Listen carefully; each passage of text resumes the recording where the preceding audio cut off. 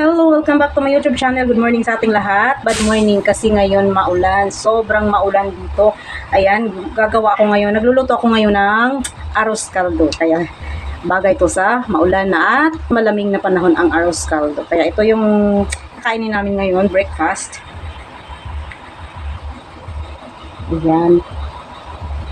Ano na siya, malapot na. Kasi kanina ko pa to nilaga. Unang-una nilaga ko muna yung manok para madali siyang maluto. At then, pagkatapos kong nilaga yung manok, yung sabaw ng manok, hindi ko tinapon.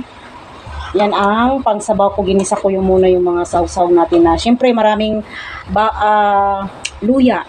Yan ang pinaka-importante sa arroz caldo, ang luya, bawang. Then nilagyan ko na rin ng tanglad, lemongrass. Ayan, para mabango yung ano natin, arroz caldo. Diba? Sobrang masarap. To, masarap na masarap. Syempre, pag homemade, yung luto natin ay masarap talaga. Tapos, mahina na yung apoy niya kaya para hindi siya matutong na sa ilalim, pang ilalim. Ayan yung manok. Luto na yan. And then, lalagyan na rin natin yung itlog ng pugo. Hindi natin na kasi ngayon, ito na yung uso ngayon yung mga panglagay sa lumi, pansit, arroz caldo, yung itlog ng pugo.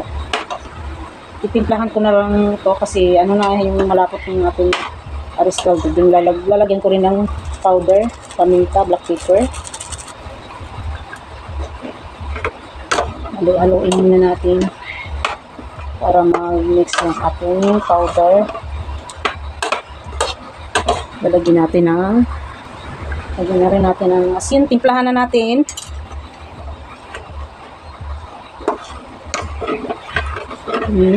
Lagyan na rin natin ng bitsin. At nilagyan ko rin yan. Nilagyan ko na rin ng ano, kanina, bago ko talaga, pagkalaga nito, bago ko ginisa, nilagay ko na yung cubes na, chicken cubes. Para mas maano talaga yung lasa niya. Tignan natin. Wow. Sarap. Masarap ang arroz caldo sa maulan at malamig na panahon. Kaya ito, naisipan kong nagluto ng arroz caldo. Maghain na rin tayo sa plato para kakain na rin tayo. Tayo na rin natin yung apoy. Pwede na yan. Ayan na, naglagay na tayo sa bowl. Siyempre, hindi mawawala yung chicharon. Oh my gosh.